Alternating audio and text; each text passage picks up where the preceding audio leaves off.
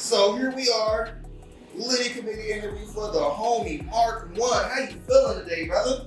Oh, I'm good, bro. Hell yeah. So first things first, just tell people about yourself. Introduce yourself if you will. Okay, I'm Marq1, Marq1, which is a play of my name, my actual government, Marq1.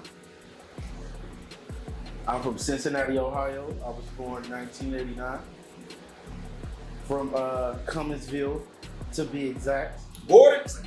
North side, all of that good shit, you know. Okay. Some of my musical roots started on the west side of Cincinnati with Streets and Moneyland Sosa and Rebel, people like that. B-Roll too, you know, if you know, you know. R.I.P. B-Roll.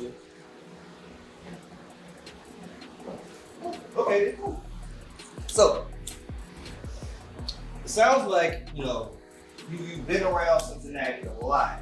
And I feel like, just being around Cincinnati, it's a fairly influential town, with the Midwest in general.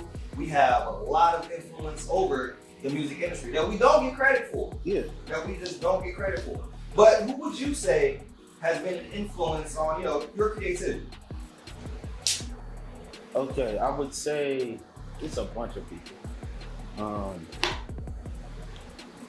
As a youngin', I gravitated toward people like Nas, Wu-Tang, I'm trying to Busta Rhymes. I like Busta Rhymes too. Twista, but I can't do the super double time. Like everybody. Fair Everybody ain't built for that. Nah, for real, boy, I got asthma. Okay, so a lot of people that was, big and pop. I like them too. But that was everybody go-to. Right, that was basic. No, they were almost basic. Not necessarily in terms of skill and style, but when it comes to just your general music listening, Tupac and Biggie was the obvious answers. Yeah. Like, somebody said you listen to Tupac and Biggie, all you say, of course you do, nigga. Who else? Yeah. Type shit. But yeah, that's all they play on the radio. I mean, they play other shit on the radio, but you know how that. Not facts. So, outside of the influences, who inspires you to, utilize your creativity? I'm not gonna lie. I'm gonna say people like, oddly enough, Will Smith, right? Because look, Will Smith went from rapping and really started doing his acting thing, right? So I always thought that was cool, but I think nowadays people can take different avenues. He just basically was like, well, that story for Fresh Prince, like, people can take different avenues on what they want to do, like, whether it be a movie, your first movie, or whatever. Like, but rapper actors like LL, I'm gonna even say David Banner. Mm-hmm. David Banner went from, I like David Banner though, because he's real and he basically show you what this industry about. You know what I'm saying? He don't hide nothing about the ills of the industry, because it's a treacherous industry for real, because it's an industry of influence, and that's basically where they base it. Hey, how much influence do you have over the potential audience of a particular project? Right. And without the influence, you're not going to look that much. You're probably going to get to take advantage of. So, understanding that much about the industry, what keeps you going? Taking alternative paths. That's what keep me going. Okay. Because everybody don't rush to the path that look glittery. Right. That look that gold. Appealing. Right. But I do music, but I also work like 3 jobs. It's very. So you got because you gotta eat. You know what I'm saying? And this ain't really took off like that for me. I'm just being honest. I mean, in due time, brother. In due time, all it takes is consistency. For sure. So, we covered influences, inspiration on a general introduction. Let's talk about some engagement. Like, so, how long have you been making music again? I've been recording myself since I was like 13. So, yeah, and I'm 36. That is Vet. 23 years. Vet. Fucking vet. Yeah. Hell yeah. So, with that being asked, I'm sure you've amassed, at least a handful of fans. Right? Yeah. For sure. So, give us a story about one of your favorite fan interactions. I think that would be performing at the Bomb. Right? Okay, let's go. Let's talk about it. I was performing. I think I was just doing a random set at one of the Thursdays we was doing, right? It was Thursdays, right? Mm-hmm. Yep. And some guy that was doing the show the next day came up to me and told me he liked my music. That was really cool. Like KC, actually, it was KC. Okay. Yeah, from Denver, right? He from Colorado, Silver Spring, something like that. Okay. Out there. But that was real cool. I just like when people like what I'm doing. That might be somebody that I might not even remember. That happens to me all the time. Gotcha. I try to stay I try not to let that go to my head, but I try to stay humble and shit. Fair enough. And you should, because humility is a path to godliness simply because even though we're all connected to the all-powerful, you gotta be able to understand that that's not you. Right. You gotta be able to coexist within the all-powerful rather than assuming the position of the all-powerful. Otherwise, you're gonna run into conflict every single time. So let's go ahead and get into the project. So what's the name of the project? The project that I'm releasing soon is called. Oh my god. Oh my god! Wait. See the Henny hitting them, y'all. It's called Zenith TV's VCRs and Nextel Chirps.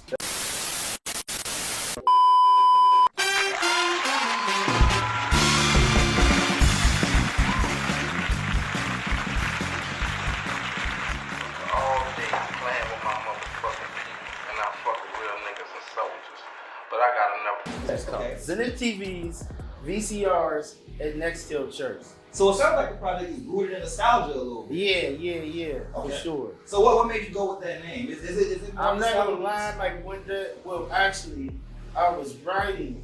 The beats I picked had the Nextel Chirp sound in them already. I heard. So that written itself. It was already written. I just came up with the rest of it. Cause just living from these last 5 years, right?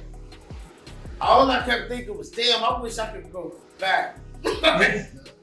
So when I have to worry about shit. And that's what basically, that's why it's rooted in nostalgia that I took it's like a dark turn. Like, I'm gonna say it's kind of dark. Like, the beats I chose, the transitions, if you listen to it, it's kind of dark. But,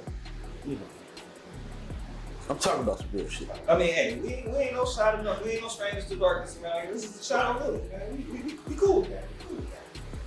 So, you said the beats. So the beats have played a big part in the inspiration of the project. Yeah. Okay. So, what would you say your favorite? Who was the producer that your favorite beat came from within the project? Oh, that's a good question. It's two producers, right? Okay. They both got ones that I really, really like. But Talk it's featuring Kudo. If you know Kudo, if you don't know Kudo, just look him up. He's a rapper from here, real cool, laid back guy. I was working with him at one of my jobs, and we was connecting over music, and then it birthed the song. So he sent me the beat, which was by Devin. I don't know if it's Burgess or Burgess. I don't know. Burgess. Devin Burgess. New Keisha. And oh my God, when I heard that beat, I was like, ew. But look, when I heard it, it wasn't coming to me at first. Like, I was listening to that bitch for like, at least a month, then like, out of nowhere, that shit hit me like, but yeah, like, that's how that happened. So that started the direction, I'm gonna say. Okay.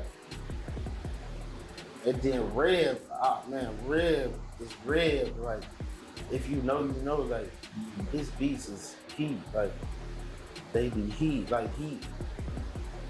My favorite beat by him is the Stun on These Folks. It's that shit. Y'all don't know. Like, the melody, like, the pocket I was in, the shit I'm talking about. That shit hard. And I don't know. They both different. They got their different styles. Yeah. And it's good to have two different producers with different styles, because that leads you to build a versatile project. Yeah, right. Absolutely. So within this versatile project, what would you say is your favorite track? Or your top 3? Oh, Feeling Kind of Odd. Right? Because that wasn't even supposed to go on here. Like, but I recorded it, and it fit, like, it just fit, like, so, yeah. That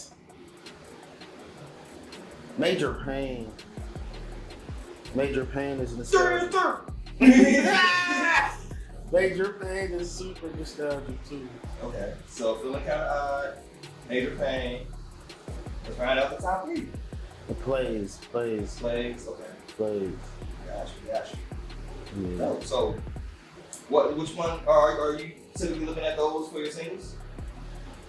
Okay, so Talk already a single. Okay. I released that as a single like at the end of last year. Okay. Just to get people ready. Gotcha. But I already got a video shot to Stun on These Folks. Okay. Now, I'm thinking about doing like a lot of videos in this project. So Gotcha. maybe I don't know. I mean, that's the thing. Like in this current internet boom that we're living in, content is king. So you can't go wrong, putting out video after video after video after video, simply because it's going to lead to more exposure, leads to more fans, which ultimately leads to more revenue. Right. So I mean, that's never a bad idea. Right. In my opinion. So it's just it's already released the project. And I know I be seeing a lot of people in the city releasing singles, like, not just.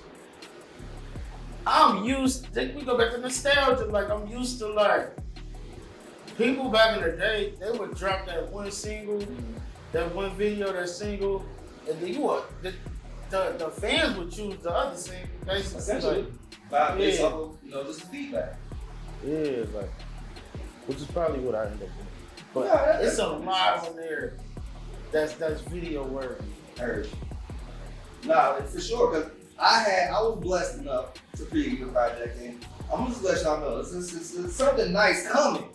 And I appreciate the fact that it's coming the day after my birthday. So thank you for the gift. Oh, yeah, I appreciate that.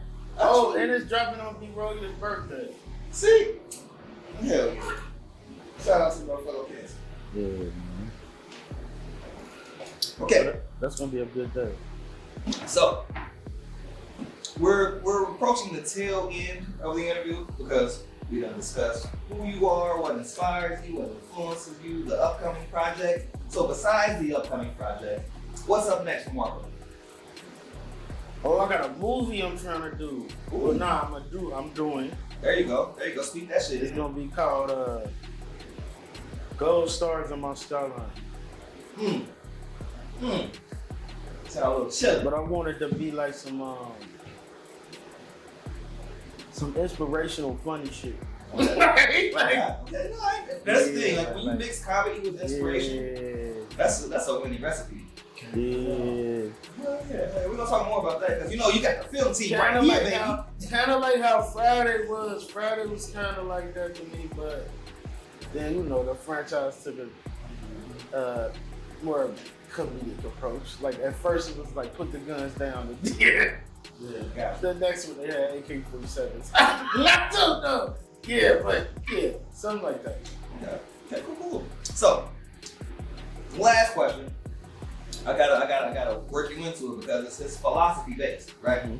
So, the Litty Committee is a show put on by Shadow Village Productions to provide balance in the universe because you got your darkness with your light, right? But there's a philosophy that I want to establish within the show being the meaning of the word lit. And I've developed it into an acronym, meaning life in tranquility. Mm-hmm. So, last question is, within this world of chaos, turmoil, impending World War III, starvation worldwide, all that bad shit, how do you strive, or at least try, to live your life in tranquility? I remain humble, you know what I'm saying, and I stay patient. Cause the rain don't last. It's not forever, is what I'm saying. Right?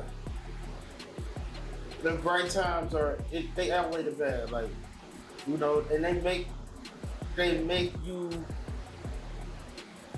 what do I wanna say? They give you the fortitude to continue on. That's what I'm saying. Even with what you're saying, I got a seed on the way. I don't wanna, you know what I'm saying? Like, I'm still positive about things, like, 'cause you gotta be, like, and like I just do my thing, and at this old ass age, I'm not forcing nobody to do nothing. I would say that too. I'm not forcing nobody to do nothing. But you fuck with me or you don't. Simple as that. Simple as that. The moment you try to push somebody in a direction, there's always gonna be pushback. Yeah. And you push through, for them to push back is only gonna lead to conflict, and conflict just leads to more and more headaches and stress. So yeah, y'all, don't be doing that shit. You gotta let people live their lives. So living in tranquility though, family too, like family, music, and being stress free, like just those things. Absolutely, because family's gotta come first at some point, whether that's your chosen family or the family you were cursed with. You gotta figure out how to coexist because you only get one. You only get one. Big facts. Facts. Well, I appreciate you for sitting down with us, brother. I can't wait to get this up, to help you with your album sales. So tell the people where they can find you and how they can help support your cause, your mission, your creativity. Okay, you can find me on IG, Marq1 the Authentic, all one word. MARQ1 THEAUTHENTIC.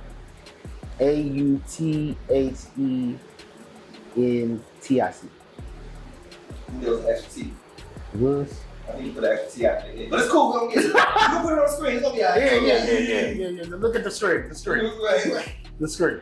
Okay, no. So, again, thank you for sitting down with us, brother. Anything else you want to say to me? And my album will be dropping on July 11th, and it'll be on all streaming services. But listen on Tidal because they pay the most. Yeah, for sure. Tidal. Well, all right, y'all. Thanks for tuning in to the Litty Committee. This is the homie Marq1. Y'all better go listen to that project because, it's going to take you back. Probably take you back to a time before you existed if you don't know Zenith TV. But hey, Right. You going to learn something. You going to fucking learn something. All right, let's get out of here. Jesse, tell them something. That's a wrap. Yeah.